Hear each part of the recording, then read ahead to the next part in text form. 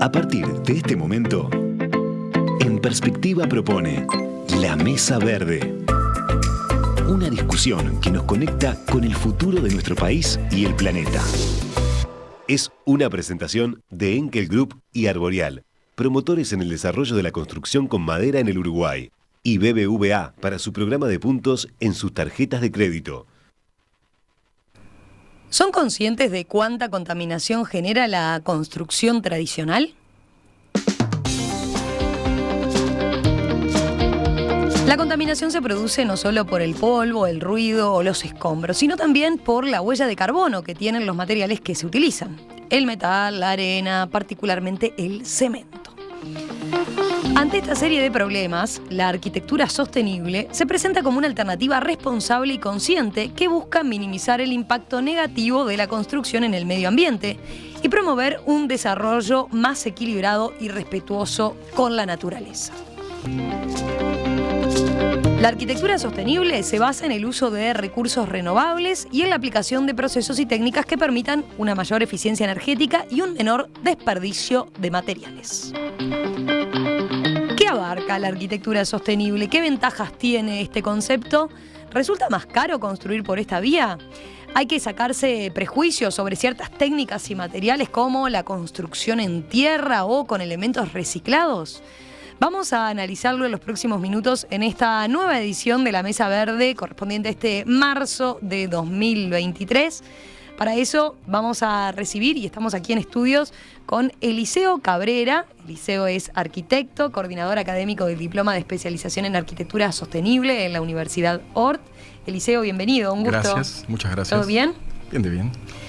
También nos acompaña Norberto Canepa, que es ingeniero, líder de servicios especializados de LSQA.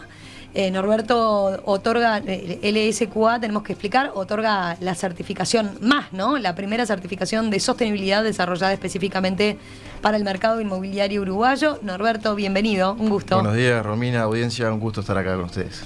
También tenemos a Giannina Ceruti, que es directora de RCD, Reciclaje, que gestiona residuos de la construcción y genera nuevos productos a partir de lo que de otra manera serían escombros. Giannina es arquitecta. Bienvenida, Giannina, ¿todo bien? Muchas gracias por la invitación y buenos días para todos. Y Rosario Echevarne, arquitecta especializada en diseño y construcción en tierra, docente de grado 4 de la UDELAR, dirige el estudio de arquitectura Tierra del Sur. Rosario, bienvenida también, un gusto. Hola, buen día, gracias. Jubilada. Jubilada ya. Sí. Ponete un poquito más cerca del micrófono nomás. Así que ya estás retirada, pero muy metida en estos temas. Sigo en la actividad de transferencia y capacitación. ¿Fuiste de las pioneras en estos asuntos? Empezamos a fines de los 80 con dos colegas más, Karen Hersfield y Cecilia Alderton. Y sí, éramos algo así como unas arquitectas un poco raras. Sí, en aquel entonces te debían mirar, sí, con todos los prejuicios. En Salto, en mi caso en Salto. ¿Y seguiste por este camino, convencida? Convencida, sí. Bueno, ahora vamos a profundizar en eso entonces, Rosario. Igual cabe destacar la cara de felicidad cuando dijo jubilada, ¿no? O sea, eso hoy vale oro, te aviso que vale oro. Y en la tanda había aclarado abuela, ¿no? Abuela. Es verdad. Bueno, les empiezo preguntando, a ver, antes de definir más de qué se trata la arquitectura sustentable, quiero preguntarles por el contrario, capaz para empezar entendiendo de qué estamos hablando, por los problemas en realidad que tiene la modalidad tradicional de construcción. Así que les pido capaz una especie como de diagnóstico para ver luego las soluciones desde otro encare. ¿Qué tipo de impacto tiene la construcción tradicional en el ambiente? Capaz que no es algo en lo que pensamos, pero pienso en generación de escombros, ruido, polvos. A ver, los escucho a ustedes.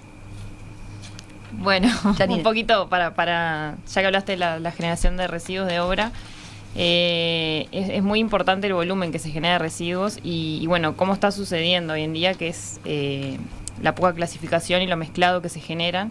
Y bueno, el impacto que eso tiene en el medio ambiente en cuanto a que no se puede revalorizar de la manera que se está disponiendo.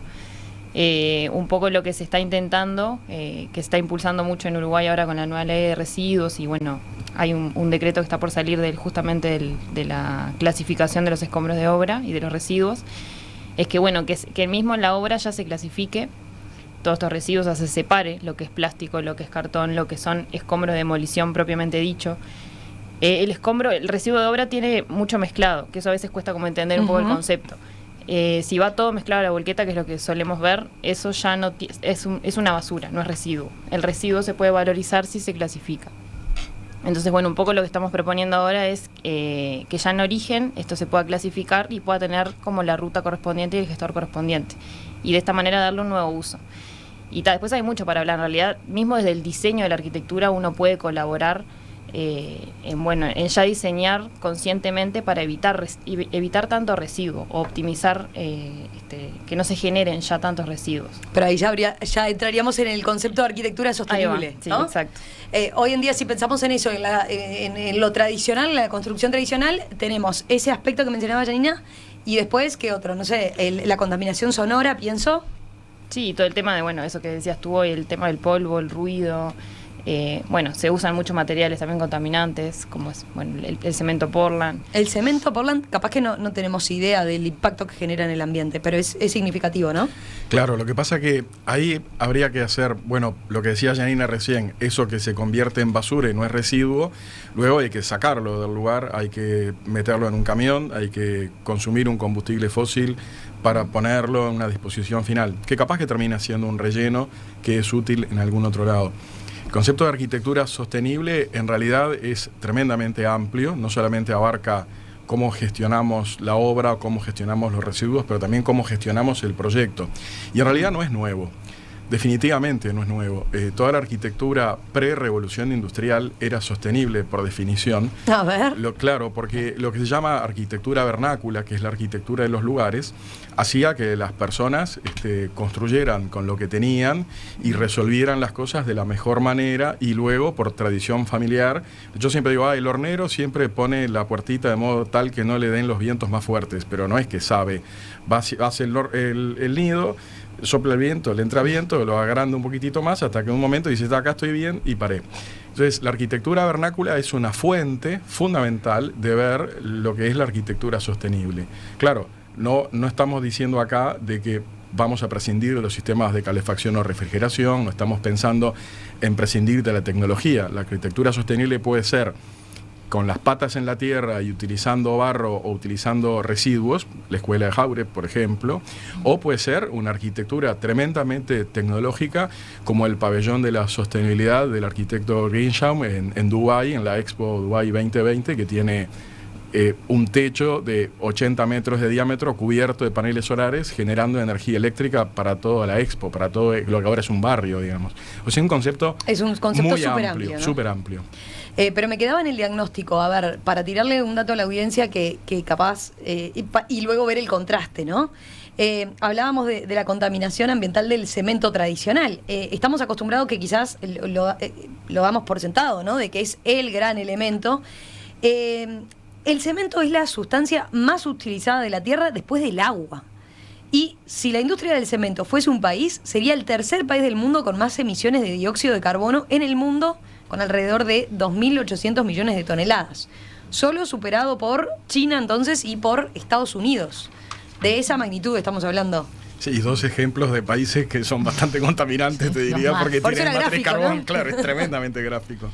Bien, Eliseo ya se metía entonces en el concepto de arquitectura sostenible. ¿Qué agregarían ustedes? A ver, concepto amplio, decíamos, abríamos el paraguas con eso. Me permito adicionar algunos conceptos más que desde LSQA somos una organización que estamos bastante metidos en lo que es el tema de sostenibilidad como un cuerpo de conocimiento, y quisiera hacerle un doble clic al concepto, y que no solo abarca temas de medio ambiente, también abarca temas sociales y de gobernanza o económicos, de los cuales esos tres pilares son los que hacen a la sostenibilidad en su conjunto.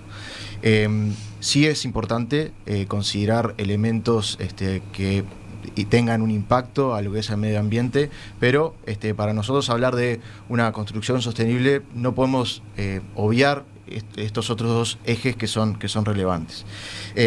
¿A qué voy con todo esto?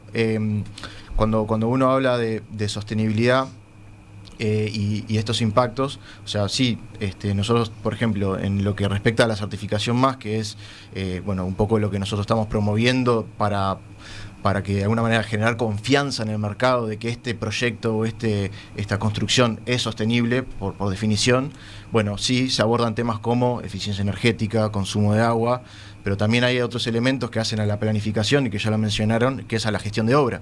O sea, lo que es importantísimo tener planificado y resuelto previamente, qué vamos a hacer con los residuos, cómo los vamos a gestionar, y así como los residuos, otros elementos, ¿no? O sea, abarca todas las etapas, digamos. El proceso de construcción, después lo que tiene que ver con la optimización del uso de energía, una vez que está construido la edificación. Exactamente. La integración con el ecosistema. Entonces, ahí, por ejemplo, mencionamos dos patas que son bien a lo que hacen al medio ambiente, por lo que es el consumo de energía y agua, pero también hay otros elementos que hacen, que son, por ejemplo, la integración social. Bueno, ¿dónde estamos construyendo ese proyecto? ¿Es aislado? ¿Tiene locomoción cerca? ¿Tiene disponibilidad de recursos? ¿Hay que generar infraestructura para generar la movilidad suficiente para que esas personas puedan ir a su trabajo o acceder a servicios esenciales? O lo estamos construyendo en un lugar remoto, que en realidad hay otros costos asociados para poder generar una vida y un uso diario de esos lugares, ¿no? Y después hay otros aspectos que hacen a la gobernanza y a la economía del lugar, ¿no? O sea, por ejemplo, si tenemos un banco cerca, si tenemos otros factores que pueden condicionar al uso y a la correcta utilización de estos proyectos. Entonces, simplemente agregar ese concepto de que cuando hablamos de sostenibilidad no necesariamente estamos hablando de la parte medioambiental, sino también no hay que dejar de lado la parte social y de gobernanza. Janina y Rosario, ¿ustedes cómo lo siguen definiendo, a ver, el concepto? ¿O dónde ponen el foco cuando tienen presente la arquitectura sostenible? Bueno, mientras ellos hablaban, a mí se me ocurría compartir dos cositas. Una, el tema evidentemente el tema de lo social, pero más que de lo social, lo cultural. Yo tenía 15 años cuando tuve la posibilidad de ir a Montevideana, vivía en Avenida Brasil, totalmente montevideana, por un grupo de iglesia, castores de Maús. Yo era la hermana de los que tenían 17 años y fuimos al primer pueblo que hizo MEVIR, en Pueblo Celeste, en Salto. Ya sabía que iba a entrar en bachillerato yo de arquitectura, pero me impactó fuertemente ver cómo se cambiaba. Estoy hablando del año 1969. Recién había estado, recién en Uruguay estaba la ley de vivienda y estaba MEVIR. Cómo se cambiaba un pueblo que eran todos ranchitos de adobe, terrón y fajina por casas de bloque de hormigón. Eso fue un impacto muy fuerte, real. Es decir, la gente usaba, como ustedes decían, la arquitectura vernácula. A ver, un palo que puedo traer tirado por un caballo que mide 2,50 metros. Entonces mi rancho es bajo. Entonces fue ahí también que hubo todo un cambio cultural en el mundo muy grande, ¿no? De posguerra, cómo se empezó a hacer un uso un poco excesivo del hormigón, del cemento. Se me ocurría hacer esta reflexión, como ¿por dónde es que empiezan las cosas? Y en realidad el cemento es cal y arcilla. También tuve la suerte, por vivir tantos años, más de 30 en Salto, de llevar a los estudiantes, yo tenía el grupo de primer año, a la fábrica de cemento de Paysandú. Y vos veías, traen la cal de la caldera que está en la ruta 26 y la arcilla del lugar. Y bueno, hasta ese momento, no hasta ese momento, pero sí hasta el boom de los años 50, la gente construía con arcilla, la procesaban, la estabilizaban y con la cal. En Salto, cuando yo llegué, me recibí de arquitecta en el año 82, cantidad de albañiles sabían hacer revoques de cal. Ya acá en el sur no se sabía, o no se sabía tanto. Entonces, es todo un proceso, ¿no? Es todo un proceso y me parece que no sé si respondo exactamente la pregunta, pero sí, es todo un proceso que trata de hacer un pensamiento integral desde el ambiente, el desarrollo social, a ver si es desarrollo o qué es, y el tema económico. Es decir, se empieza a ver esa necesidad de unir esos tres aspectos, porque no todo es crecimiento, o no todo es desarrollo, no sé, según cómo carguemos de contenido esos conceptos.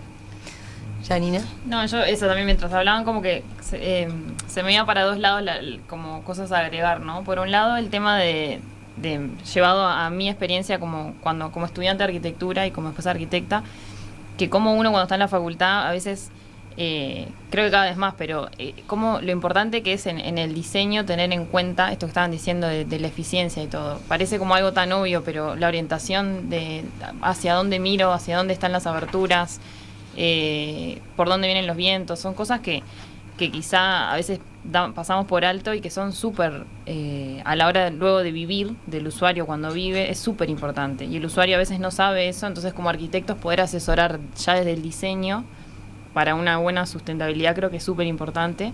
Creo que cada vez se está dando más foco a esto, pero lo quería como resaltar un poco.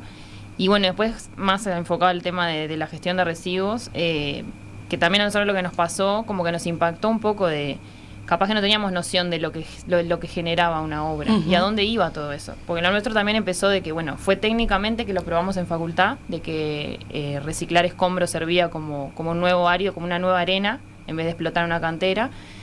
Pero después, claro, vimos qué pasaba en Montevideo con el escombro. Cuando fuimos a Felipe Cardoso, al vertedero municipal, y vimos que se generaban montañas, primero de basura, pero en realidad que también recibían el escombro ahí, que hoy en día más del 30% de lo que ingresa Felipe Cardoso es escombro, y que es un volumen impresionante. Ahí como que, claro, vimos visualmente qué era lo que pasaba con todo eso, que uno en una obra lo larga en una volqueta y no sabe ni qué pasa. Entonces, bueno, poder dar una segunda oportunidad a los escombros y hoy en día a varios residuos. O sea, hoy en día todo se puede gestionar. Hay algunos que todavía no, pero hay muchos proyectos de plásticos, de maderas, de cartón, que se pueden hacer cosas para reinsertar en obra. Entonces creo que eso es súper valioso y seguir trabajando en esa línea y seguir apoyando ideas y proyectos, que hay muchísimos, creo que es por ese lado que hay que seguir, ¿no? ¿Hay conciencia hoy en día de utilizar materiales, o empieza a haber conciencia desde los desarrolladores de proyectos de utilizar materiales reciclados, por ejemplo, de la construcción? Sí, es todo un trabajo duro, ¿no? O sea, a nosotros, por ejemplo, el tema de que en realidad nosotros hacemos productos de escombro, que vos lo ves que es como un hormigón reciclado, nos costó muchísimo y nos sigue costando que se entienda que es un producto de las mismas prestaciones técnicas que un hormigón tradicional. Bueno, eso te iba a preguntar. Debe estar el prejuicio de, sí, bueno, y funciona bien, está todo bien, tiene la misma seguridad. Claro, se comporta igual. Bueno, para eso hicimos pruebas, ensayos, seguimos trabajando en eso. También tuvimos que apostar mucho al diseño, porque lo que nos pasaba era, decían, bueno, si es reciclado capaz que no es tan lindo. Y bueno, o sea, como que también entrar por la parte visual, o sea, nos costó, pero bueno, dijimos, bueno, vamos a invertir en diseñar un producto que sea bien terminado, que tenga buenas terminaciones. Pues también pasaba eso, como que había mucho prejuicio de que no era tan lindo o no era tan eficiente como un producto tradicional. Y hubo que hacer un trabajo súper riguroso para poder entrar al mercado de la construcción, que sigue siendo muy tradicional en Uruguay todavía. Pero bueno, de a poco cada vez más se está apostando a eso y hay empresas y hay clientes que están convencidos y que quieren ir por esa línea. Eliseo, como desde la docencia, a ver, ¿ustedes empiezan a ver un clic en los arquitectos más volcados a este tipo de conceptos? Sí, sin duda. Mira, bueno, arquitectos, futuros arquitectos, sí, en este caso. Mira, yo creo que como todo problema complejo hay que dividirlo en partes, ¿no? Entonces, dentro de la arquitectura sostenible tenés toda la etapa de producción del edificio, ¿no? Desde el insumo, el manejo de la obra, etcétera. Tenés una etapa de uso, digamos, del edificio, y luego tenés una etapa de sostenibilidad de la comunidad y de cómo sobrevive ese edificio. En la etapa de construcción, entonces tenemos todas las patologías y todos los problemas de los residuos. No hay que confundir sostenibilidad con contaminación. Son dos conceptos que tienen como algo ahí, porque son nuevos, pero son cosas diferentes, ¿no? La sostenibilidad se puede hacer desde todo punto de vista, económica, ¿no? Arquitectónica, etcétera. Entonces, en la concepción del edificio, necesariamente hay que aplicar técnicas de arquitectura bioclimática, lo que decía Janina recién, orientar la ventana. Una ventana mal orientada puede generar durante la vida útil del edificio un consumo de energía bestial. El uso del edificio, en realidad los edificios no consumen energía. Lo que consume energía son las personas que utilizan esos edificios y utilizan energía en base a que también esté resuelta el envolvente. Si necesitan mucha refrigeración o mucha calefacción para estar en confort, es un edificio que consume mucha energía. Pero son las personas. De hecho, el planeta no nos precisa. Hay una serie de International no sé qué que te muestran videos con Julia Roberts de lo que usted dice, mira, la Tierra no te precisa, he matado especies más grandes que la tuya, ¿no? Habla la Tierra. Entonces, nosotros somos los que estamos interesados en seguir viviendo acá. Y después tenés toda la parte de cómo impacta todo eso a nivel social, a nivel del transporte, de esto de no podés poner un centro poblado donde no hay nada, pues después tenés que poner infraestructura, etcétera. Yo creo que en Uruguay tenemos muchas barreras como en todos los aspectos de la vida, y también tenemos muchas ventajas. Tenemos una matriz energética que, sin ser por este periodo de la sequía, tenemos una posibilidad de acceso a energía verde cuando utilizamos electricidad, por ejemplo. Hago el paréntesis, este último 3 meses nuestra generación térmica es enorme, pero en el histórico es muy buena. Eso nos da chapa de movilidad eléctrica, por ejemplo, vehículos eléctricos que contaminan muy poco. Ahora, contaminan si consumen energía verde, ¿no? Pero tenemos una falta tremenda de empatía con respecto a los que toman las decisiones en la construcción. La industria de la construcción no se rige por las normas que tienen que ver con la responsabilidad ambiental o se rigen por lo conveniente o lo conveniente. Se rigen por show me the money, o sea, se rigen por la inversión. Son capitales muy grandes para construir un edificio que necesitan una rentabilidad. Y vos en eso, vos lo dijiste, Uruguay es muy conservador. Y seguro, si vos venís invirtiendo y recuperando tu dinero y volvés a invertir para hacer vivienda en altura, por ejemplo, ¿por qué cambiarías una cosa que ya está funcionando? ¿Para qué tomás el riesgo? Si estamos hablando de mucho dinero, ¿no?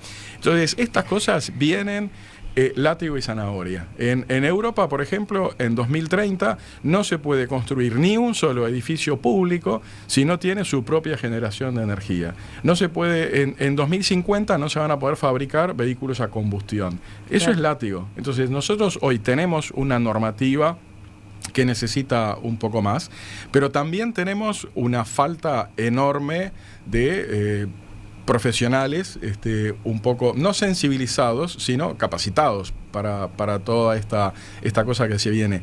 Yo no quiero extenderme.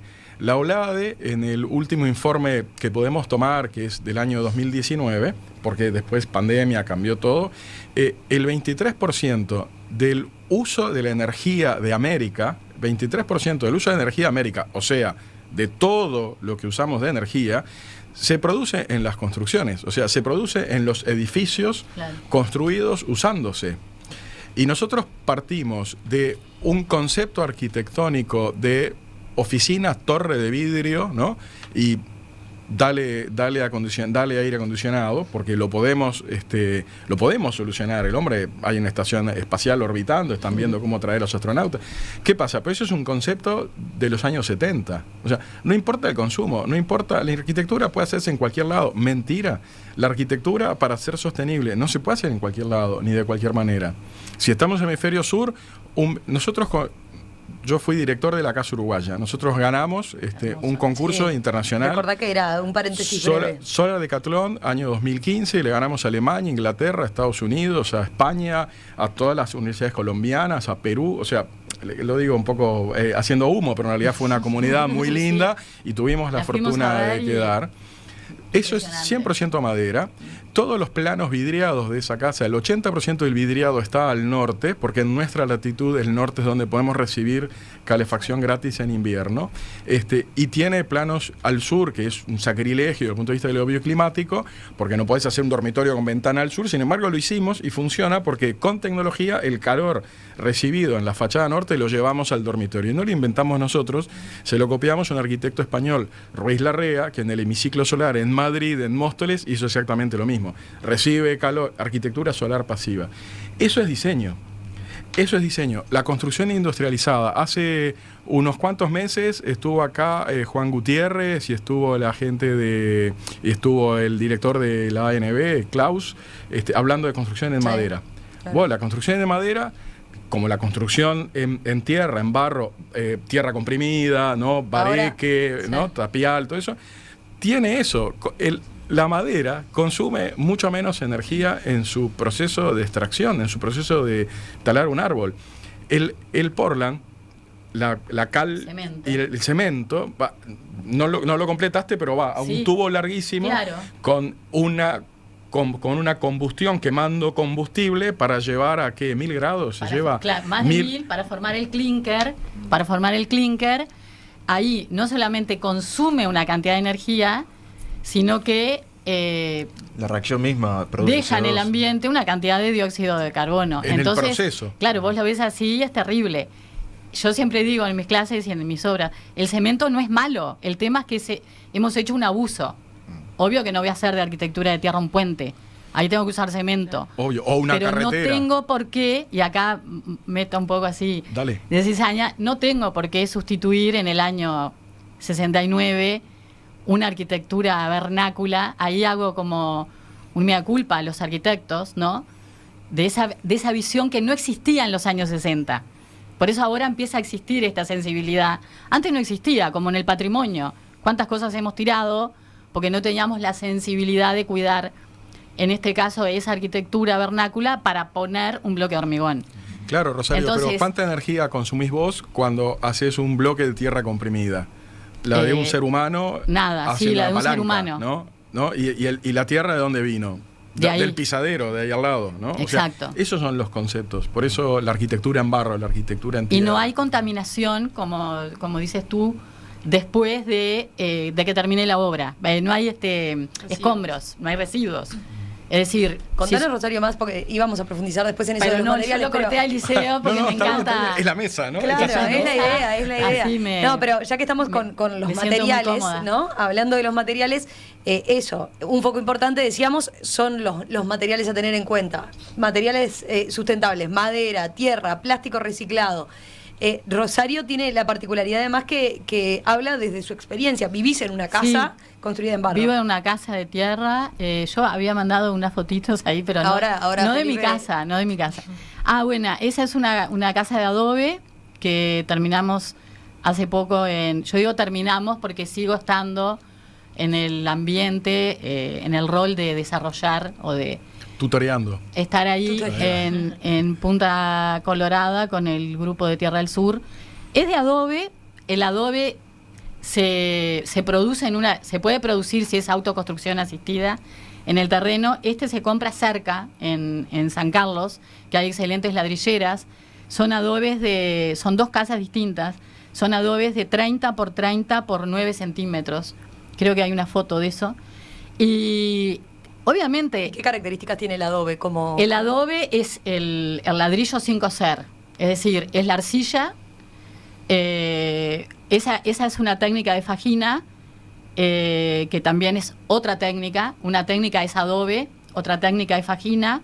Eso es en el balneario Bellavista.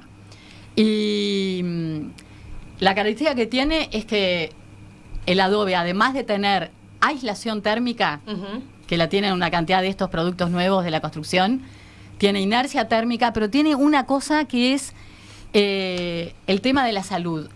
Absorbe la condensación ambiente. Es decir, uno de los grandes problemas que tenemos en la arquitectura actual es el tema de la condensación. Entonces la gente mete esa sí es mi casa, estamos haciendo revoques con mi hija, que es médica, y bueno, entonces también tiene eso de que nosotros hacemos una casa para un cliente, todo legal, BPS, arquitectos, yo trabajo con arquitectas jóvenes, pero después la familia en algún momento participa, o viene el niño chiquito y hace algo, entonces es como que estamos revalorizando también una parte que es humana, ¿no? Y también, bueno, me quedé con lo del control de la condensación. Sí, eso te iba a decir. Claro. una casa de tierra, por ejemplo, mi casa de tierra, como yo vengo también de la academia y todo eso, de los laboratorios y todo, esa es la sala de música del Pelado Cordera en La Paloma, porque también el tema de la tierra te permite un control de todo lo acústico, la reverberación. Entonces también es buena para eso. En una casa de tierra, por ejemplo, siempre hay un 50%, ahora en la construcción en tierra. Un 50-60%, 50% de humedad relativa. Es lo que te hace sentir bien, es lo que no te permite tener humedad. Por ejemplo, las paredes sur, que muchas veces toda la condensación va y queda ahí pegadita en la pared sur. Entonces, bueno, Nikia, eso también es en lo de Cordera.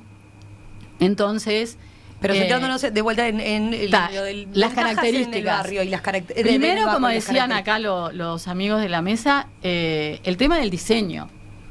El tema del diseño, una de las primeras cosas que hago en las clases es preguntar, a ver, ¿por dónde entra el sol en tu casa? Bueno, la gente, lo digo en serio con respeto, la gente que es del interior o que vive en barrios más suburbanos sabe. La gente que es muy montevideana, yo soy montevideana, pero hago una crítica, no tenés ni idea de por dónde entró el sol en tu casa. ¿Para qué? ¿Y para qué? ¿Y por qué es bueno el sol? Y la ventilación cruzada. Ventilación tampoco, no les importa. Claro, la ventilación cruzada que tenés que tener para que justamente esa humedad no mala se vaya y te refresque en verano. Por ejemplo, en mi casa las casas de tierra no necesitan aire acondicionado. Uh-huh. Necesitan una estufa, en lo posible eficiente, que esté en un lugar céntrico, central. No la vas a poner en una pared exterior. Ahí te tiro una punta. Dale, sí, me gusta que sea un diálogo. Ella manejó un concepto importantísimo que es el tamaño del adobe, de 30 centímetros. 30 por 30 te deja la pared ya de 30. Claro, entonces queda un muro grueso, digamos, ¿no? Claro. En todo lo que tiene que ver con termicidad, el concepto de inercia es un concepto que tiene que ver con cuánto tiempo tarda Perfecto. el calor en atravesar la pared. Entonces vos de golpe en verano tenés un día caluroso, a las 2 de la tarde 30 grados, pero ese calor todavía recién está entrando a la pared. Permiso, vengo pasando, ¿no? Claro. Y la pared de adobe frena la velocidad con que esto sucede. Ese calor de las 2 de la tarde, según el diseño del muro, que se puede diseñar en software, dice 30 centímetros, 35, 40, va a determinar que ese calor de hoy a las 2 de la tarde entre hoy de noche a las 2 de la mañana o pasado mañana a las 2 de la mañana. Esa es la inercia, esa es esa sensación que vos entras a una casa de barro o de piedra y de hormigón también, ¿no? Porque tiene mucha inercia, y vos sentís que estás separado de lo que está pasando en el medio. Y la otra característica que decía Rosario se llama características higrotérmicas. La humedad relativa de confort es entre 30 y 70%. Vos la podés lograr con un equipo de aire acondicionado o la podés lograr con técnicas naturales. El barro es higroscópico. Hay exceso de humedad, lo absorbe, pero no moja. Exacto. Falta humedad, humecta el aire. ¿Me explico? Tiene eso. La madera tiene una característica parecida también a la del barro, Sí. por supuesto mucho más, pero madera también tiene características higroscópicas. Entonces, no nos damos cuenta, pero nosotros como bicho humano somos tremendamente sensibles a los cambios de temperatura y a los cambios de humedad. Cuando vos pones un equipo de aire acondicionado artificial, en realidad la sensación de confort no viene solamente porque el aire está a 24 grados, viene porque la humedad relativa está... Lo que mata es la humedad. Lo que mata es la humedad, tal cual. Sí. Entonces, la casa de barro tiene eso, y son cosas, eso se llama arquitectura bioclimática. Se puede hacer en barro, en madera, en hormigón con aislante térmico. Entonces, lo que pasa es que ahí después pasamos a, bueno, cuánto cuesta energéticamente o cuánto cuesta desde el punto de vista de la huella de carbono hacerlo en hormigón o hacerlo en madera. Vamos para. Dame un segundo. Porque ahora, después, a la vuelta de la pausa, hablamos de eso, entre otras cosas, de los costos. A ver, comparativamente, ¿es sustentable económicamente hablando si pensamos en extender también y escalar estas alternativas? Volvemos enseguida con eso. La Mesa Verde es una presentación de Enkel Group y Arborial, promotores en el desarrollo de la construcción con madera en el Uruguay, y BBVA para su programa de puntos en sus tarjetas de crédito. Hoy en la Mesa Verde el tema es arquitectura sostenible.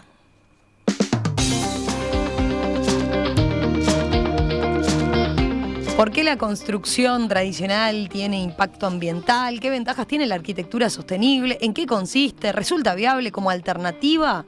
Bueno, ¿por qué hay que valorar más la construcción en tierra, por ejemplo, que uno puede pensar a priori como algo de mala calidad? Porque esos son algunos de los prejuicios con los que cuenta. Bueno, de eso estamos conversando en esta mesa verde de En Perspectiva con Eliseo Cabrera, que es arquitecto, coordinador académico del Diploma Especializado en Arquitectura Sostenible en la Universidad Ort, ¿no? Roberto Canepa, ingeniero, líder de servicios especializados en LSQA, Gianina Ceruti, directora de RCD Reciclaje, y Rosario Echevarne, arquitecta especializada en diseño y construcción en tierra, docente grado 4 en la Universidad de la República. Hablando de los materiales, que era el tema con el que cerrábamos de alguna forma el bloque anterior, Daniel plantea: los ranchos de adobe muy lindos, las vinchucas, arañas, etcétera, polulaban. El mantenimiento debe ser más frecuente y la construcción no es más barata, dice. ¿Qué responden a planteos como este? Porque hay varios que van por ese lado. Yo respondo Tuya, un poquito Rosario. y le doy la palabra a los compañeros, que quedaron varios puntos re interesantes ahí. Sí, hay una película famosa de Argentina que se llama Casas de Fuego, que es cuando se queman una cantidad de casas de adobe porque las culpaban de la vinchuca. Y en realidad, lo que algunos decimos, los que trabajamos seriamente, digamos, con responsabilidad en esto, decimos, sí, la vinchuca anida en cualquier hueco, por ejemplo, en los muros de piedra, en los huecos del adobe, del terrón que se hacían en los ranchos acá. Pero el problema no era la vinchuca, el problema era la pobreza que tenían las personas que vivían en un rancho de tierra. Entonces, como siempre, hay momentos históricos que van, es decir, van al problema y no van a la solución, porque no me sirvió mucho, no hubo demasiado desarrollo, es un tema diferente, pero en cambiar un rancho de terrón y una sabiduría popular, un saber hacer del hombre y la mujer rural, por hacerle una casa urbana con el baño y la cocina dentro de bloque de hormigón. Es decir, ahí también es importante como los que estamos los que hemos estado y estamos en un ambiente académico, también pensar una cantidad de cosas. Las cosas no son lineales, son siempre circulares. Entonces, la vinchuca en Salto, por ejemplo, desde el año, no sé, desde los fines de los 80, ya se radicó. Una médica, Ana Caligari, que trabajó mucho en eso, y se radicó en varios lugares, pero ahora, digamos, el tema de los ranchos, que cada vez hay menos, porque se sustituyen por casas urbanas blancas, que ahora por suerte se pintan de colores, el tema no es la vinchuca, el tema es la pobreza del hombre y la mujer rural. Pero vos decís, la de ser las vinchuca cosas hoy en día no es con mayúscula. Pero en las Hoy en construcciones día no actuales es un problema. Y una casa de adobe bien hecha, de hecho nosotros en la universidad, en Salto, hicimos toda nuestra trayectoria para colaborar en la producción social del hábitat, porque permite la autoconstrucción asistida, es decir, la persona puede autoconstruir su casa. De hecho, no hemos solucionado el tema de la vivienda. Desde el año 73, que yo entré en facultad, seguimos en 80.000 de números de viviendas en déficit. Entonces, pero luego, como hay un problema en la gestión, hay un problema en unir lo que se investiga en las universidades con lo que se gestiona en los ministerios y las cosas. Digamos, el tema es que personas con un poder adquisitivo más alto son las que acceden, porque ya hicieron un cambio cultural de paradigma, ¿no? Entonces acceden a la arquitectura de tierra. Él tenía cosas interesantes que decir. Yo me voy a permitir hacer un cambio de pisada. Bueno, porque si me hoy permiten. hablábamos con Eliseo, dejaba planteado el tema de, bueno, cómo se da el cambio de paradigma, ¿no? Y cómo se empieza a cambiar esa cultura de la construcción tradicional y el show me the money, como decía él, ¿no? Sí. Mostrando un modelo alternativo y que cierre desde el punto de vista numérico, porque correcto. Nadie hace beneficencia en esto, ¿no? Exactamente. Y si me permiten, cambiando un poco y yendo hacia ese eje, quisiera poder abstraernos un poco a lo que es el ecosistema de la construcción actual y poder mencionar cuáles son los actores involucrados en este ecosistema, ¿no? Por un lado, y el eslabón principal, tenemos por un lado al desarrollador, ¿no? El desarrollador es a quien asume el riesgo de todos estos proyectos. Y como decíamos, hay una tendencia a construir de una forma que le fue rentable por mucho tiempo a todas las personas que asumen este riesgo, y obviamente estos cambios de perspectiva obviamente generan incertidumbre hacia el desarrollador, y es importante en este caso acompañar a este actor clave en el mercado a disminuir ese riesgo y esa incertidumbre a los efectos de invertir y desembolsar dinero a construir de esta nueva forma.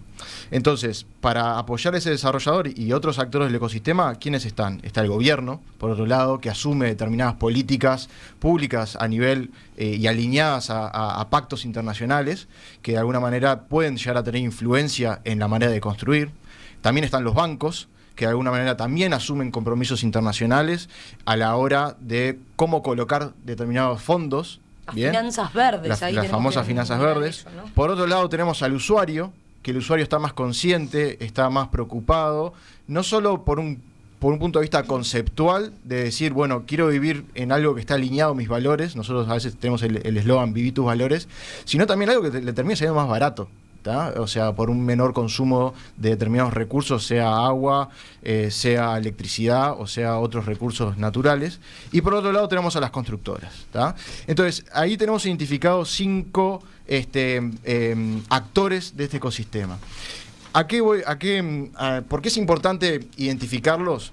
Porque cada uno de ellos tiene intereses, y esos intereses están relacionados, y nosotros tenemos que entender cómo funcionan esas interrelaciones para poder estimular a la construcción sostenible, que es un concepto que es de un grado, de un propósito superior, es algo que nos trasciende a todos, que todos queremos vivir en un mundo mejor. Entonces, nuclear esos intereses y alinearlos es fundamental.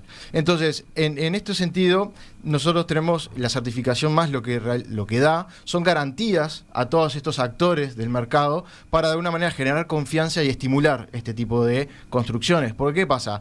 Como decían bien en la mesa, el conocimiento está. La tecnología existe, las personas que están capacitándose cada vez son más en estos temas, y es un hecho de poder volcar esa tecnología, ese conocimiento a la ejecución de la obra, en tanto a lo que es su producción, en lo que es la concepción de su diseño, en la puesta en marcha, y o sea, entonces, ¿qué es lo que tenemos que hacer? Alinear a todos esos actores. Entonces, la primera pregunta que nos hacemos es ¿cómo nosotros estimulamos al desarrollador que tome ese riesgo? Uh-huh. ¿No? ¿Cómo de alguna manera lo hacemos? Entonces, ahí lo que tenemos que atar, ¿tá? Y lo que la certificación más hace es generarle beneficios a este desarrollador para que diga, bueno, en la balanza, cuando uno tiene que poner ese dinero a invertir, digo, me conviene de alguna manera invertir de esta manera. Entonces, ¿qué estuvimos haciendo la certificación más? Estamos hablando con bancos para que de alguna manera puedan generar este tipo de financiaciones. Estamos hablando con actores de gobierno, tanto con la Intendencia de Montevideo, que hay muchas alineaciones de, por ejemplo, ellos tienen todo un desarrollo SWAMBIC, que es un protocolo de ellos para otorgar beneficios en lo que es la contribución inmobiliaria y alguna otra reducción de impuestos. Estamos hablando ya con Comap, que tuvimos beneficios para lo que son empresas que pertenecen al rubro de comercio y servicios, para decir, bueno, yo quiero hacer mi oficina de forma sostenible, bueno, lo puedo hacer y tener beneficios a la hora del pago de impuestos. Estamos hablando también con el Ministerio de Industrias para decir, bueno, qué tan alineado está la certificación más respecto a los premios nacionales de eficiencia energética que hoy existen. Bueno, estamos armando redes para generar ese estímulo para que el desarrollador diga, sí, me embarco y me conviene. Por otro lado, a lo que son los bancos le estamos dando una plataforma garantista, es decir, los fondos que usted está colocando lo está haciendo de una forma segura. Uh-huh. Y va a tener un organismo de certificación, que es un organismo de tercera parte que aporta confianza. Le estoy diciendo, mire, si usted coloca este fondo en esta inversión, está certificado con la certificación más, usted puede dormir tranquilo que su inversión está bien colocada, y está alineado a todos los pactos internacionales que estos bancos y el Estado adhieren. Y por otro lado, y finalmente al más importante, al usuario, le estamos dando una garantía de que realmente estoy viviendo en un lugar que está alineado a mi forma de pensar, a mi forma de vivir, y está alineado a mi bolsillo también, que de alguna manera le vamos a estar repercutiendo en menores gastos comunes para, comparando, vamos a decir, pelo a pelo, por decir, una misma vivienda con determinados servicios, pero con un menor costo al fin de mes, ¿no? Estamos hablando de eso, entonces, por ejemplo, el usuario final, quien vive en una vivienda con estas características, debería futuro, todavía no se aplica, ¿no? Debería futuro tener una contribución inmobiliaria diferenciada, menor que la de una construcción tradicional. A ver, hay dos temas. O sea, el tema de la contribución, o sea, y esos pagos impositivos, lo estamos desarrollando ya con alianzas y con encuentros que estamos trabajando con las personas de la Intendencia de Montevideo. Es más, ellos se están formando en este momento en los cursos de que estamos brindando de la formación más, que dicho sea de paso, ya está terminando la segunda edición, con más de 20 profesionales en esta tanda, y en la tanda anterior, que se hizo el año pasado, más de 10 profesionales. Ya hay 30 profesionales en Uruguay formados en este tema, que pueden asesorar a distintas desarrolladores y constructoras. Entonces, eso es un punto, o sea, del impositivo, pero lo que al usuario final lo que le termina repercutiendo es que para lo mismo confort, el mismo uso de consumo de agua, energía, etcétera, va a tener un menor costo al final del día. Entonces, y acá hay un punto que es muy importante que mencionaron anteriormente, es una cosa es lo que ve el desarrollador y lo que ve el usuario. No, el desarrollador quiere construir y al menor costo posible para poder venderlo y venderlo más rápido posible. Y a veces no está tan concentrado en el uso, en los gastos de uso. Entonces, con esto lo que queremos hacer es alinear esos dos conceptos, que el desarrollador también le importe lo que va a pasar después, que le importe los costos de vida de su usuario, que le importe el bienestar que va a tener esa persona al hacer uso de esa instalación. Entonces, es ahí cuando nosotros miramos el ecosistema completo, alineamos los beneficios, es que se da este estímulo y tiramos la primera pieza de este dominó, de esta reacción en cadena, donde decimos, desarrollador, están las condiciones para que tú inviertas en este tipo de construcción, y es ahí donde vamos a ver ya edificios con estas características. Ya tenemos 2 proyectos iniciados en lo que es para certificarse más. Es importante decir que la certificación más tiene un reconocimiento por su diseño previo, o sea, vamos a decir, antes de que se construya, ya el desarrollador puede decir, miren, este proyecto tiene una perspectiva de certificarse más. Eso obviamente lo va a ayudar comercialmente a poder vender esas unidades, y luego va a pasar por otro proceso de auditoría, que es en la obra, en la construcción y al final de obra. Entonces, y acá me tomo el atrevimiento de extenderme un poquito más. ¿Y cuál es la otra ventaja que tiene la certificación? Es que está auditada por un tercero. No es una autodeclaración, no es yo soy sostenible, o mi construcción es según quién. No, acá una tercera parte te está diciendo, sí, realmente esto cumple con determinados parámetros que hacen a la sostenibilidad, apuntan y cubren los 3 ejes que hablábamos anteriormente de medio ambiente, social y gobernanza, y te lo está diciendo una tercera parte. Entonces, eso es lo que de alguna manera, la confianza que estas certificaciones tienen y de alguna manera que son de alta ventaja. ¿Vos querías agregar algo? Que fuiste el que tiraste el tema. Lo más importante de toda la mañana lo acaba de decir Norberto. O sea, él nos está mostrando el camino de cómo financiar estas cosas o cómo construir. El modelo Swambi está vigente desde hace, me animo a decir, 10 años. Yo participé de los comités cuando estaba formando. Ya hoy otorga devolución de contribución inmobiliaria en ciertas zonas de Montevideo cuando vos seguís esta certificación. La certificación que dice Norberto es esto es sostenible, esto es eficiente, esto es tal cosa. En Europa, vos hoy no podés vender un apartamento si no exhibís en la publicidad la etiqueta de eficiencia energética del apartamento. Nosotros hoy en Uruguay ya tenemos allá enfrente de UNIT certificación de eficiencia energética en edificaciones. Todavía no está hecha tipo la exigencia de que esto se proponga, digamos. Vos hoy mencionabas si esto es más costoso o menos costoso. Como todo en la vida, depende cómo lo analices y depende en qué etapa lo analices y depende qué tecnología compares con qué tecnología. Por ejemplo, la tecnología de la madera de laminada, ¿no? El Cross Laminated Timber, ¿no? El CLT es hoy una tecnología de construcción de edificios en altura, por ejemplo, que tiene un costo de un 20 o un 30% por debajo de lo que es una estructura tradicional de hormigón. 20 o 30%. Estamos hablando de edificios en altura, en madera. 20 pisos, hay proyectos... ¿Hay hasta 20 pisos? Hay hasta 110 pisos. Todo en madera. En proyectos que se empiezan a construir en Canadá, ¿no? O sea, es un cambio de chip literal, ¿tá? Y entonces la madera, la vinchuca, que el barro, fantástico. Ah, pero la termita ataca, fantástico. La termita ataca la madera, listo, que no entre la termita a la madera, tenés protección por diseño, tenés tratamientos de la madera para que eso no suceda. En el hormigón, la armadura se corroe. En el hormigón, si se pudre el hierro, se te viene abajo el edificio. Las Torres Gemelas se cayeron, no por el impacto del avión en el edificio, sino no se cayeron por el incendio voraz que se produjo adentro del edificio, que destruyó los sistemas de protección del acero. El acero a más de determinada temperatura, 700, 800 grados, se transforma en una manteca y se vino abajo el edificio. 120 años, 100 años, no sé, 50 años antes, un avión impactó en el Empire State y no pasó absolutamente nada porque no hubo un incendio. O sea, a veces hay cosas que nosotros las damos por sentadas y no son tan así.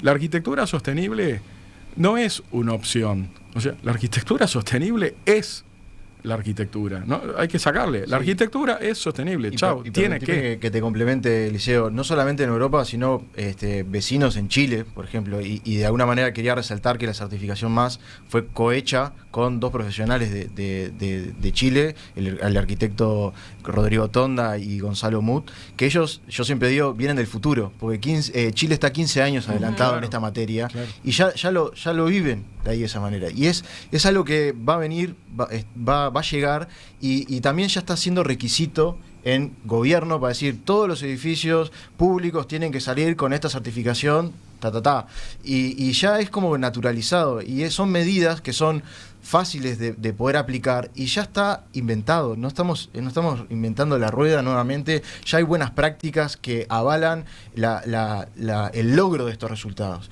La única apreciación, y ahora comparando con otras certificaciones, la certificación MAS está adaptada al mercado uruguayo. ¿Qué quiere decir con eso? O sea, hoy en el mercado tenemos otros tipos de certificaciones que son útiles, obviamente, y bienvenidas todas.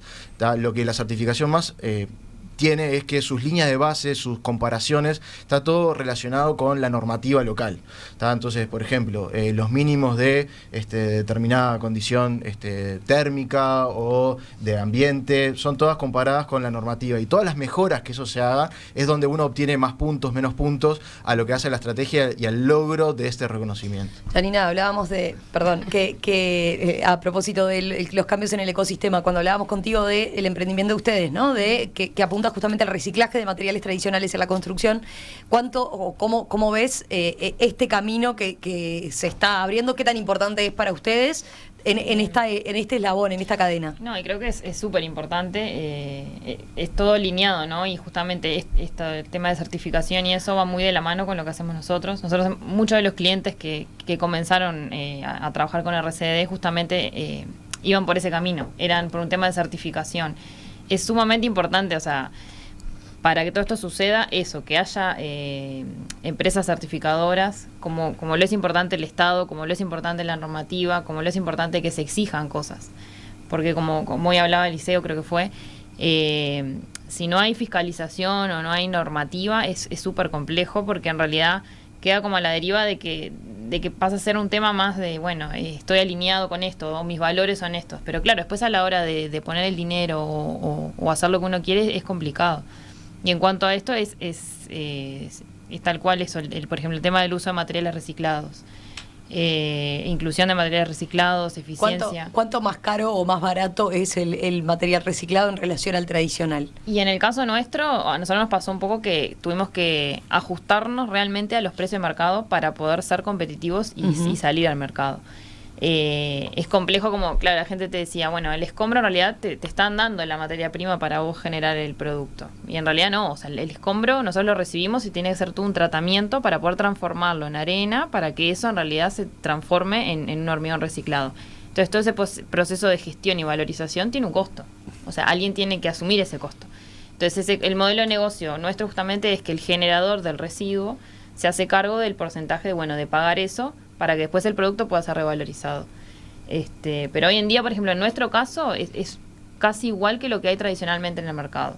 Pero muchas veces el costo extra que tienen los materiales reciclados es justamente por toda esa gestión de revalorización. Y un tema de escala también. Claro, y un tema de escala, y también es lo que decía Eliseo respecto a, cómo se mide y cómo se hace esa comparación, ¿no? Teniendo en cuenta después también lo que puede significar, no necesariamente en el material, pero digo pensando en las edificaciones ya. Bueno, sí. Viste que yo hoy, tratando de simplificar, hablé de el proyecto del edificio, ¿no? La etapa de fabricación, la etapa de uso y todo el tema social. En la etapa de generación del edificio, las certificaciones son los que le dan certeza a los inversores. Por ejemplo, hoy hay varios bancos en plaza que te dan para vivienda una tasa hipotecaria mucho más baja, solamente porque el edificio sea sostenible. Ahora, claro, como dice Norberto, yo no puedo venir ya, mi edificio es sostenible, por más que hayamos ganado un premio de sostenibilidad y que yo lo haga igual, dice, vos, pero pará, ¿por qué me decís que es sostenible? Bueno, viene Norberto y dice que yo soy sostenible, fantástico, vos sos sostenible, lo dijo Norberto, lo avala, listo, me da la certificación, entonces yo ahora voy a pagar, para mi cliente, va a pagar menos dinero por un crédito hipotecario a 25 años. Medio punto es una montaña de plata. Eso sí ya se está viendo, ¿no? En el mercado. Sí, o sea, la claro. tasa en créditos hipotecarios es más baja. Sí, o sea, justo agradecer especialmente al Banco BBVA que de alguna manera nos concedió el espacio para tenerlo. Eso es uno de los... Hace un año que nos viene apoyando en estos temas y estimulamos a otros actores del sistema financiero que también empiecen a adoptar estos instrumentos, porque esto recién cobra sentido cuando toda la industria financiera está alineada a estos elementos, ¿no? Ya hay otros bancos que están empezando a acercarse, a estar alineados en estos temas. Santander está bastante también alineado, pero bueno, destacar simplemente a BBVA que de alguna manera hace un año que ya nos vienen acompañando en esto. Y es sponsor, ¿no?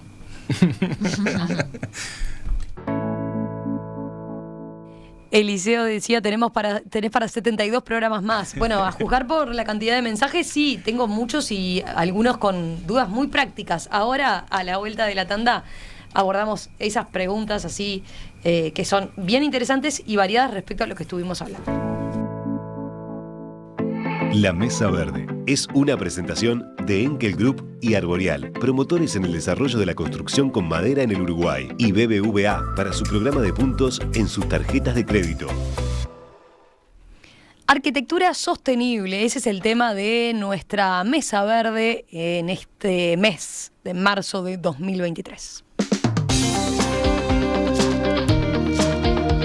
Bueno, a partir de lo que hemos estado hablando, tengo un montón de mensajes. A ver, empiezo por preguntarles, este tipo de materiales alternativos de los que hemos estado hablando, ¿no?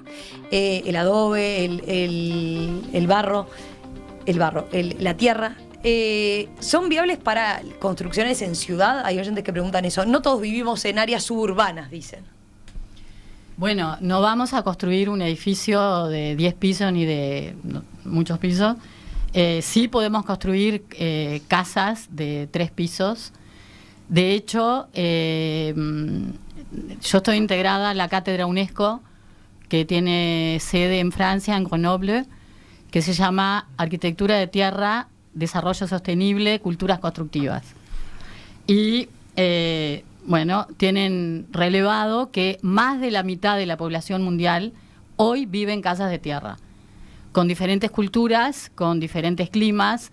Obviamente, si vemos, la arquitectura de África es diferente a la que puede haber en el centro. Por ejemplo, el centro de Lyon, en Francia, es todo de tierra. Uh-huh. El centro de grandes ciudades de Colombia porque es lo que más conozco, pero bueno, toda América, Perú, son de tierra. O sea que no es exclusivamente para... Donde hacen, los pueblos de España, los pueblos de Castilla-La Mancha, noroeste, es todo de tierra. Todo el sur de Francia es todo de tierra. Ahora la gente empieza a dejar los centros urbanos, van digamos, a rehabilitar o a regenerar estos pueblos, haciendo baño, cocina, nuevo, todo. Entonces, también hay que cuestionar a ver si es materiales alternativos, porque son materiales naturales. Por ejemplo, hoy estuve 10 años haciendo talleres de bioconstrucción en la UTU, en la Escuela de la Construcción. Este año no voy a tomar las horas, pero se sigue dando un curso de 180 horas certificado acá, en la Universidad del Trabajo, donde asisten más de 60 personas por año, y también se da en Arrayanes, Piriápolis. Ahí lo que enseñamos, retómola, es ver cómo podemos transformar un material natural. Por ejemplo, antes de irme, contraté un viaje de arcilla que viene de Pando. Un camión de arcilla sale 6.000 pesos, de Pando a Mercedes y Arenal Grande. Lo que se hace desde la arquitectura de tierra es transformar ese material natural, que puede ser la arcilla, la tierra arcillosa, los diferentes tipos de paja, y un montón de estabilizantes, se transforma en un componente constructivo. Y hay una variedad de técnicas que no lo vamos a decir acá, pero el que quiera ir a los talleres que se dan en la UTU o en otros lados, en la SAU, la Sociedad de Arquitectos. Mira, ahí introdujiste el tema de la mano de obra. Tenía un mensaje de Andrés que decía, ¿qué pasa con la mano de obra? Yo siento que en la obra convencional hay obreros con altos sueldos, pero muy poco profesionales. Gente que no sabe lo que es un nivel o no sabe calcular materiales. Y preguntaba, ¿no es un desafío desmedido para la poca mano de obra calificada que tenemos? Bueno, no sé bien eso, pero es un tema muy grande. Pero relacionado a eso, no sé si voy a contestar directamente la pregunta, pero... Y relacionado también a lo que, bien interesante que nos informaba Norberto, hay otra forma de producir hábitats. Por ejemplo, está la forma que es con empresas y en general para áreas más urbanas, y está la forma legal, contractual, que es por administración directa. En general, hoy, la mayoría de los arquitectos, que muchas somos arquitectas, que trabajamos en arquitectura de tierra, lo hacemos a través del contrato por administración directa, que es que el propietario es el empresario mientras dura su obra. Y digamos como que luego habría una tercera forma, que me parece que son los que también están dando una solución, yo diría, por ahora bastante invisible, que es la de los autoconstructores. Es decir, es algo que incluso hasta hay como un desprecio. Y yo digo, qué bárbaro, cómo hay un montón de gente, en general joven, muchos con formación, porque a veces hay también como, no, que es la gente que está más en asentamiento, que acá hay varias experiencias de gente que ha autoconstruido, y dice que es una experiencia maravillosa. Que es una experiencia maravillosa, hay todo tipo, una cuestión un poco más primaria para poder... tener su hábitat y poder vivir ahí. Y hay, bueno, autoconstructores que se forman, que van a talleres. Por ejemplo, todos los fines de semana en Uruguay, en varios departamentos, sobre todo los más del sur, Colonia, Canelones, sin duda Maldonado y Rocha, hay talleres de fines de semana. Entonces, yo digo que es algo como todavía silencioso, como esto de las historias mínimas, pero ocurre. Es decir, y se está dando algo que a mí me gusta mucho, porque me parece que es como un nuevo rol de los arquitectos y las arquitectas, que es esto de hacer autoconstrucción asistida. Por ejemplo, puede ir el arquitecto o el bioconstructor, trabaja 2 jornales y luego la gente puede seguir 15 días solos. Uh-huh. Es como solucionar algo que lo digo convencida que desde la UDELAR y desde los diferentes ministerios, no importa los colores, no lo hemos podido resolver. Ese tema del acceso al hábitat y pensar que la casa es un proceso, ¿no? No es un objeto, no es un auto que lo compré. Un poco por ahí. Tengo más preguntas. Dice Vicente, no escuché que hubiesen mencionado, ¿los materiales eléctricos y las cañerías también tienen alternativas sostenibles? Sí, todo en la construcción tiene alternativas sostenibles. O sea, el tema pasa... Yo siento que nos estamos focalizando mucho en la vivienda y cuando hablamos de arquitectura sostenible también tenemos que imaginar un centro cultural, las instalaciones de esta radio, una universidad, el edificio, ¿no?, que tenemos enfrente de administración. Entonces, esto es un proceso, esto no es una cosa de romper y tirar todo lo que ya se hizo y empezar de vuelta. Hay que sumar. O sea, perfectamente se puede hacer un edificio con materiales tradicionales y con criterios de sostenibilidad. Esto no es blanco-negro. No es una anarquía de la arquitectura. Hay arquitectos, ¿no?, que puntualizan eso. Claro, no. Esto es grises. La vida son grises. Algunos momentos de esplendor en donde vos pegás en el blanco brillante y algunos momentos que estás mal y estás en el negro profundo, digamos. Entonces, la arquitectura son grises. La arquitectura bioclimática, que es la que tiene que ver con el análisis del clima, los vientos, ventilación cruzada, orientación, es uno de los escalones para llegar a la arquitectura sostenible. El uso de materiales es otro de los escalones para llevar a la arquitectura sostenible. Esto es una construcción colectiva de personas en el mundo buscando, procurando, va a sonar muy chauvinista, salvar el planeta. La arquitectura, hoy los arquitectos siempre queremos salvar el planeta. Los arquitectos siempre queremos hacer que la gente viva de la manera como nosotros proyectamos las cosas. Eso sucedió desde los primeros arquitectos, desde el Partenón hasta ahora. Que diga lo contrario no lo tiene bien analizado con su psicólogo, digamos, ¿no? Entonces, lo que nosotros tenemos que hacer es, de alguna manera, ir construyendo esa escalerita, en donde la certificación es uno de los escalones, porque le da tranquilidad y garantías al inversor.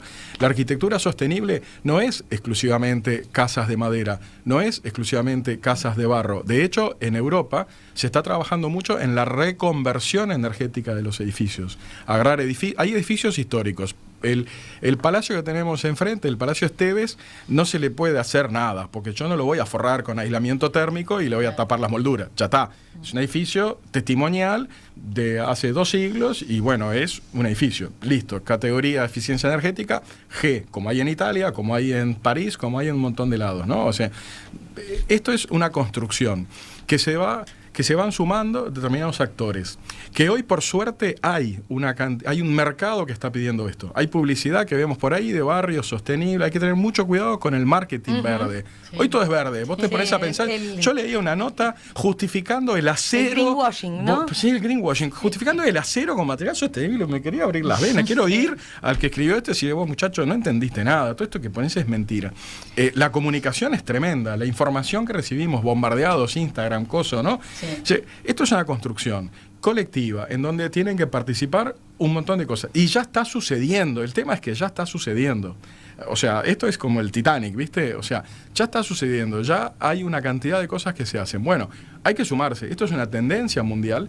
Esto es algo en donde los profesionales de la arquitectura tenemos tremenda responsabilidad, en especial los de la generación Esperanza, que no es la generación de cristal, son de los mismos años que se les dice generación de cristal, pero es la generación Esperanza porque tienen un chip de entender el planeta como no lo entiende mi generación.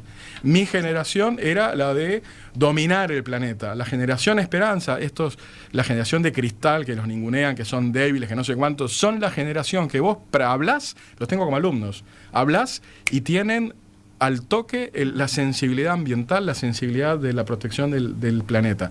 Esto no hay otra forma. Esto es una tendencia mundial, esto es lo que hay que hacer y bueno, y paso el aviso, hay que formarse. arquitectas, arquitectos, ingenieros, profesionales que estén metidos en esto, buscan con avidez dónde tener información fidedigna, dónde tener un referente, un profe que se te para adelante y mira, esto, en mi experiencia, mira, estudiaste caso, mira esto, mira lo que hizo fulano y después contame. Yo no te voy a decir lo que tenés que hacer. Entonces, y como toda tendencia, tenés que saber surfear la ola y aprovecharla del momento, ¿no? O sea, yo creo que hoy exacto. Uruguay está en un momento donde, Uruguay en sí es muy tradicionalista, ¿no? En todas sus cosas, en nuestra cultura. Somos, a veces nos cuesta desapegarnos de algunas cosas que ya funcionan del anterior, pero bueno, creo que hoy es un momento para poder destacarse, diferenciarse, tanto profesionalmente, ¿tá? como un egresado arquitecto que sabe aplicar todos estos conocimientos, como también un desarrollador que puede innovar, que puede presentar una oferta nueva al mercado. claro, y hay mercado para eso. Nos reconocen en el mundo por dos grandes cosas. Nos reconocen en el mundo por dos grandes cosas. Por la obra de Eladio Dieste. Claro. Vas a cualquier congreso y te dice, uruguayo. Claro. Y por el cooperativismo de vivienda. Digo, Claro. hay que ver también a nivel de arquitectura por qué nos reconocen. Sí, también Claro. una cosita solo para ¿Qué agregar hay en esos modelos de gestión y de uso? Había mucho de sostenibilidad en Dieste.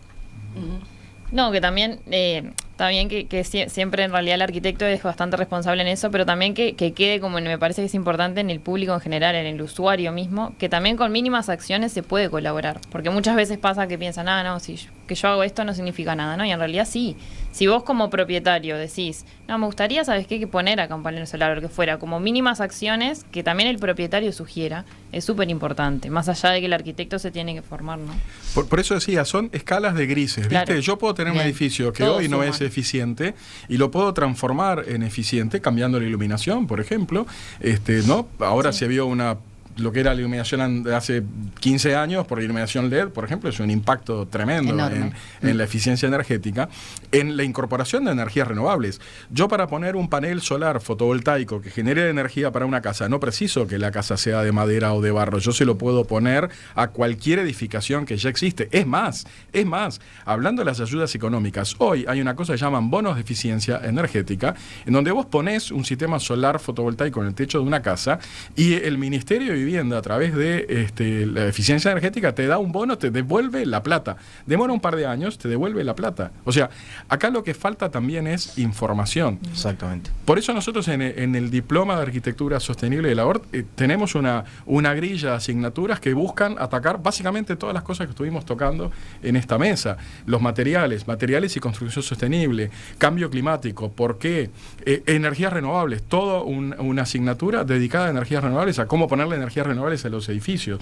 Un taller de proyecto en donde se va a hacer el diseño de un centro cultural, por ejemplo. O sea, esto es un todo en donde estamos todos involucrados, donde el periodismo juega un rol fundamental y yo me alegro ver que haya una cosa que se llama Mesa Verde, digamos, y no es de ahora, es de hace mucho tiempo, porque la difusión también es tremendamente importante. Lo que para mí es clave es no confundir arquitectura sostenible con anti-hormigón o arquitectura Por sostenible supuesto. con anti-acero, porque son todos los materiales que tenemos a Anti-nada. disposición y que tenemos que usarlo. Lo que vos dijiste una cosa tremenda, la exageración y el uso bestial del hormigón armado. El abuso. Una bien breve. Todo el complejo Euskal Herria, Malvin sí. Norte, todo es un sistema francés de encofrado que se llama Outinord, que se usaron en la Outinord. posguerra para producir como moscas edificios, Claro. porque había que meter a la gente a vivir en algún lado, que 30 años más tarde los tiraron abajo. O sea, Pero- se construyeron por 30 años para solucionar el problema, para después solucionar el problema, tirarlos abajo. Y En Estados Uruguay Unidos lo también incorpora. vienen los Outinor, la inmobiliaria Tucci, y hace todos los edificios esto, y ahí están, y la gente todavía lo está pagando. Años digamos, 80. ¿no? Eso es el uso abusivo del hormigón. Ya fue, ya está, listo. ¿Qué hay que hacer con eso? ¿Hay que tirarlo abajo? ¡No!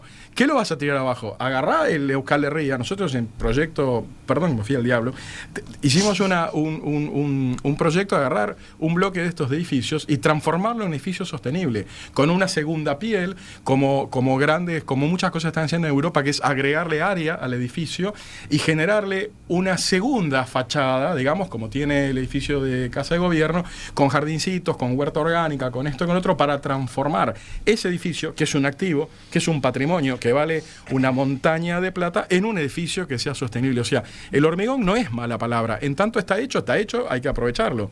Lo que tenemos que hacer es, desde el diseño, buscar, perdón, me estoy yendo el diablo, buscar cómo cambiar esas lógicas para generar una arquitectura mejor. Pero no todo lo anterior está mal, todo lo anterior hay que potenciarlo, hay que aprovecharlo y hay que transformarlo en algo que nos haga felices, digamos, para vivir en paz y en salud.